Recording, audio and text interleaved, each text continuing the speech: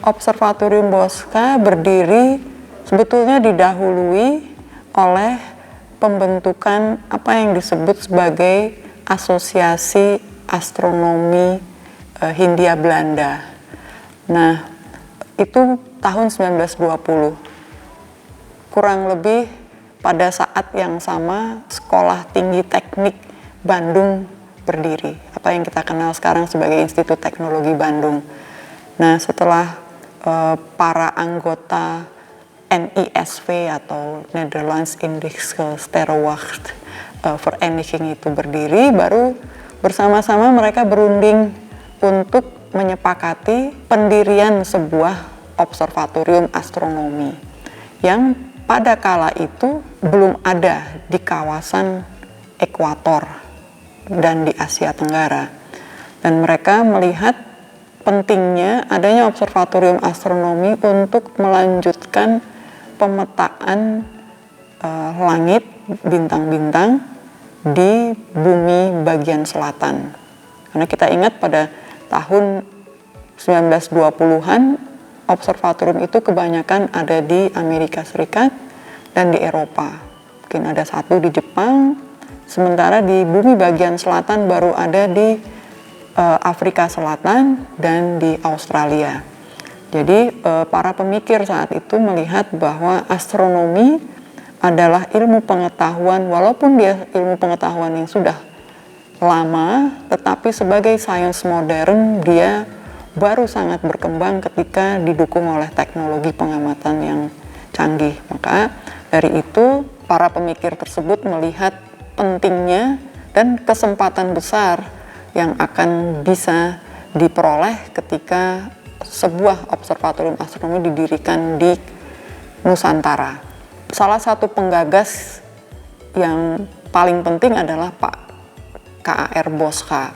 Beliau menggagas ini terutama sebagai kurator dan donatur yang paling besar, karena beliau sebagai pengusaha teh itu sukses sekali pada masa tersebut dan ingin sekali memberikan sesuatu balik kepada bumi Nusantara ini sebagai bentuk syukurnya atas sukses industri tehnya. Dan beliau bekerja sama dengan saintis, karena beliau sendiri sebetulnya bukan saintis. Tapi beliau bekerja sama dengan rekan-rekan yang mendirikan Technische Hogeschool di Bandung itu untuk menjadikan observatorium ini sebagai institusi sains. Observatorium astronomi yang ada di Asia Tenggara ini belum ada saat itu. Jadi kita ada di kawasan yang dekat dengan ekuator yang bisa melihat sebagian langit utara dan sebagian langit selatan, itu akan menjadikan posisinya yang amat unik yang tidak bisa di-cover oleh observatorium yang ada di utara atau yang di selatan sekali. Selain daripada itu, kalau kita berkeliling bumi sepanjang ekuator, itu tidak banyak daratan sebetulnya. Nah, jadi bumi Nusantara ini adalah sebagian kecil saja dari daratan di sepanjang ekuator. Karena itu pilihannya memang karena tidak banyak, bisa mendirikan observatorium di Jawa ini sebetulnya istimewa sekali. Orang Indonesia yang namanya diabadikan sebagai nama asteroid sudah beberapa. Jadi kalau saya boleh sebut, para pendahulu saya itu adalah Pak Bambang Hidayat yang pernah menjadi Direktur Observatorium Bosca, kemudian Pak Muji Raharto, Pak Dani Herdiwijaya, dan Pak Taufik Hidayat. Semuanya pernah menjadi Kepala Observatorium sebelumnya. Nah, saya sendiri belum pernah melihat asteroid yang diberi nama Permadi itu. Tapi kebetulan saya sempat kenal dengan salah satu orang yang menemukan asteroid tersebut. Beliau sudah nggak ada, tapi saya alhamdulillah pernah berkenalan. Sebagian besar asteroid ada pada lintasan yang orang sebut sebagai sabuk asteroid utama atau main belt, dan itu berada di antara planet Mars dan Jupiter. Namun ada juga cukup banyak benda-benda termasuk asteroid yang beredarnya tidak begitu jauh dari bumi, yang kita kelompokkan mereka sebagai near Earth asteroids. Bahkan sebagian punya orbit yang berpotensi untuk membahayakan, yang kita sebut sebagai potentially hazardous objects. Nah, benda-benda tersebut secara rutin dimonitor posisinya, diikuti orbitnya, sedemikian sehingga kalau mereka punya kecenderungan untuk beralih ke orbit yang lebih dekat ke bumi, akan ada tindakan mitigasi. Jadi asteroid yang jatuh ke bumi sepanjang sejarah bumi ada banyak gitu ya. Jadi kita temukan kawah-kawah meteor dan lain sebagainya. Jadi ketika sekarang penduduk bumi sudah amat sangat banyak, kita tidak mau itu terjadi. Jadi patroli asteroid yang ada pada daerah yang dekat dengan bumi itu dilakukan secara rutin oleh astronom di seluruh dunia, dan kita kerjasama buat itu, termasuk Posca pun berkontribusi dalam pekerjaan patroli tersebut. Hingga kini perguruan tinggi di Indonesia yang secara komprehensif menyelenggarakan pendidikan tinggi astronomi barulah di ITB.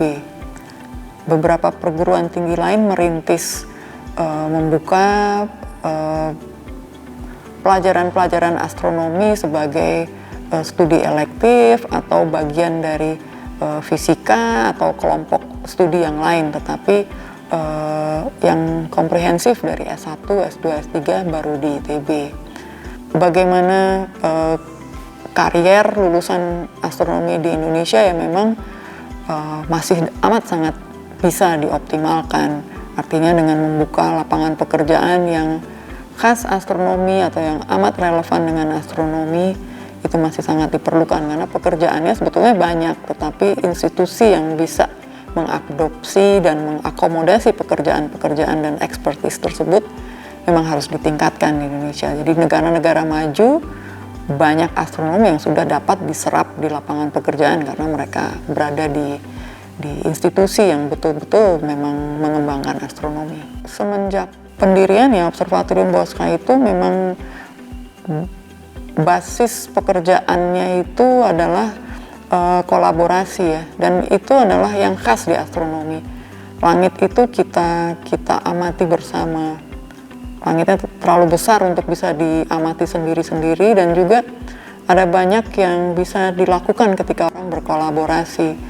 Nah, sekarang dengan instrumen yang dikembangkan beragam di seluruh dunia, orang lalu mencoba untuk berkolaborasi. Yang satu mungkin mengamat objek yang sama menggunakan instrumen yang berbeda, kita bisa melihat objek tersebut secara lebih komprehensif. Kita selalu berkolaborasi dengan pihak lain, baik rekan-rekan di Indonesia maupun rekan-rekan di luar negeri, dan tujuannya adalah melengkapi knowledge dan maju bersama begitu. Jadi kita ya masih dalam setahun itu dikunjungi tamu dari berbagai negara untuk berbagai keperluan. Kadang lebih ke arah pendidikan, kadang lebih ke arah riset, dan kita pun juga berkesempatan untuk berkunjung ke tempat lain untuk berkolaborasi tadi. Dalam situasi normal, Observatorium Bosca itu menerima banyak sekali pengunjung. Selasa sampai dengan Sabtu kami buka untuk pengunjung. Selasa sampai dengan Jumat itu mayoritas pengunjung adalah siswa sekolah.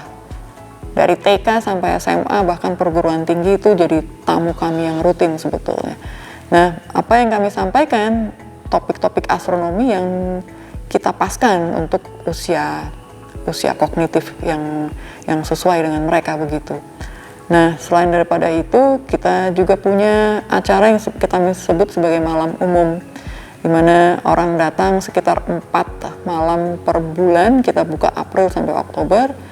Bukan hanya mereka mendengar cerita, tapi kalau langit cerah mereka juga bisa ikut lihat objek langit via teleskop yang ada di sini.